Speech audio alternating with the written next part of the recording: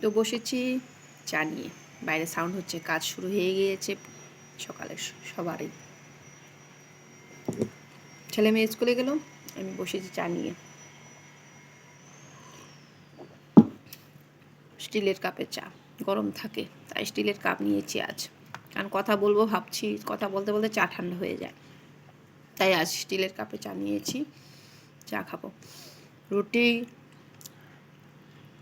আছে, রসুনের চাটনি, onion onion রুটির সাথে আমি অনিয়ন ভালোবাসি, আর আছে সয়াবিন কষা। ছেলে মেয়ে স্কুলে গেল, আমি বসেছি আপনাদের সাথে কথা বলতে। তো সেদিন পুজো করেছি, লক্ষ্মী পূজা, নারায়ণ পূজা, গোবিন্দকে ভোগ দেওয়া হয়েছে। তো সকলেই জানেন যে ঘটের একটা নিয়ম থাকে, যে নিয়ম বলতে এখন সৃষ্টি হয়েছে নিয়মটা, যে হয়তো অনেকে আবার নেই নিয়মটা, কিন্তু বেশির ক্ষেত্রেই এটা আছে যে ঘট নাকি আড়াই দিন না হলে ওঠানো যায় না। তো আবার আড়াই দিন পরে যদি কারোর জন্মদিন পড়ে তবে ওঠানো যায় না। তো কারো বলতে ছেলেদের যদি জন্মদিন থাকে ওঠানো যায় না। তো ঠিক আছে, ছেলেদের জন্মদিনে ওঠানো যায় না, তো সেদিন থাকবে ফ্রাইডে। আমার ছেলেরও জন্মদিন না, আমার হাজব্যান্ডেরও জন্মদিন না, তো আমার মেয়েরও না। তো মেয়ের থাকলেও জানি না ওঠানো যাবই কি না, তবে সেদিন ছিল আমার জন্মদিন, মানে ফ্রাইডে। তো তো আমাকে বলল কারো জন্মদিন থাকলে উঠাবে না, তাছাড়া আড়াই দিন হলে উঠিয়ে দিবে। তো বাড়ির বড়রা সেই কথাটা বলল। তো সেদিন তো বললো কারো জন্মদিন আছে, তো আমি বললাম এমন তো কারো নেই, শুধু আমার আছে। বলল তোমারটা দোষ নেই, আমারটা দোষ নেই। ঠিক আছে, মেয়েদের দোষ নেই। কেন মেয়েদের দোষ নেই? এটা কেমন কথা হলো, মেয়েদের দোষ নেই? মেয়েদের দোষ নেই বলতে কি বউদের দোষ নেই?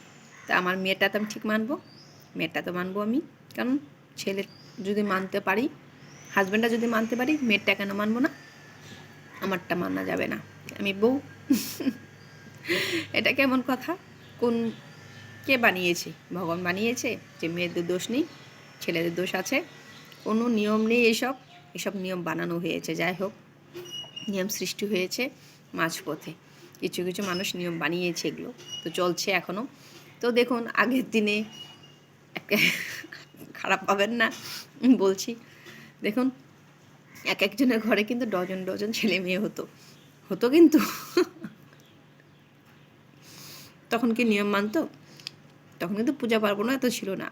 এখন পূজা পার্বণ দিনকে দিন বেশি হচ্ছে, মোবাইল আসাতে আরও বেশি হয়েছে, নিয়মকানুন বেশি বাড়ছে, এটা করতে নেই ওটা করতে নেই, মোবাইল থেকে নিয়ম করছে। আগে কিন্তু এইসব নিয়ম টিয়ম ছিল না, এত ছিল না। পূজা পার্বণ ছিল, এত ছিল না, এত পূজা পার্বণ ছিল না। পূজা পার্বণ ছিল মানে মানুষের যেটা এখন করছে অতিরিক্ত, সেটা এত ছিল না। তাই বলছি, যারা এই যেগুলো নিয়ম বানিয়েছে, মেয়েদের নিয়ম নেই, মেয়েদের করার মেয়েদেরটা মানতে নেই, এটা কেমন কথা হলো? মেয়েদেরটা মানবো না, আমার তো খারাপ লাগলো। আমি তো মেয়েরটা মানবো। তো এটা কে বানিয়েছে নিয়ম? আমার জানতে হবে কে বানিয়েছে, ভগবান বানায়নি। এটা মাঝপথে মানুষ যখন ছেলে মেয়ের সংখ্যা কমে আসলো, 2জন 3জন 4জন, তখন এই নিয়মটা সৃষ্টি হলো। আগে কিন্তু ডজন ডজন ছেলে মেয়ে ছিল, তখন কিন্তু এটা ছিল না। যখন ছেলে মেয়ের সংখ্যাটা কমে আসলো, তখন আজকে তার কারণ তাদের টাইম আছে সপ্তাহের মধ্যে 7 দিনের মধ্যে, দুটা ছেলে বা 3টা ছেলে বা 2টা মেয়ে এমন থাকলে এই ডেটে এইটা করা যাবে। কিন্তু আগে তো এটা ছিল না, আগে তো প্রতিদিনই সব কাজ সবাই করতো। তাই এখন কেন নিয়মটা হলো? আর এখন তো ঘরে ঘরে কেউ ঘরে আছে এক ছেলে, কেউ ঘরে আছে এক মেয়ে, তবে কি আমি মেয়ের নিয়ম মানবো না? আমি মানবো। তাই মনে একটু আঘাত লেগেছে, তাই প্রকাশ করলাম। নিয়মটা কে বানিয়েছে?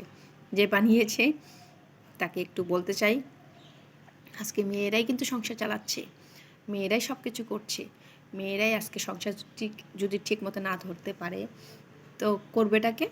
আজকে মেয়েদের নিয়মটা বেশি করতে হয়, মেয়েদেরকে আগে রাখতে হয়, মেয়েদেরকে সব কিছু আগে রেখে তারপর ছেলেদের। মেয়েরা আছে বলেই আর সংসার টিকে আছে, সেটা মানুন বা না মানুন, এটা কিন্তু সত্য কথা। সৃষ্টি, এই সৃষ্টিটা মেয়েদের উপর দিয়েই হয়, মেয়েরাই সব কিছু করে। তাই মেয়েদেরকে সম্মান করুন আগে, সব কিছুর ক্ষেত্রে মেয়েদেরকে পাত্তা দিতে হবে, তাই না? তাই মেয়েদেরকে অবহেলা করতে নেই, অবহেলা করলে আঘাত লাগে। সংসার আমরা চালাই, আমরা করি, তবু আমাদেরকে অবহেলা করে, তো কথাটা ঠিক কি না? তো আজ এই বলে আপনাদের কাছ থেকে বিদায় নিচ্ছি। অনেক বড় হয়ে যায়, কথা বললে শেষ হয় না। তো কথা বলতে বলতে আমি একটু চা খেয়ে আবার শেষ করছি আমার কথা। তো বাই বাই। তো কথাটা আমার যদি ঠিক মনে হয় একটু জানাবেন আমাকে।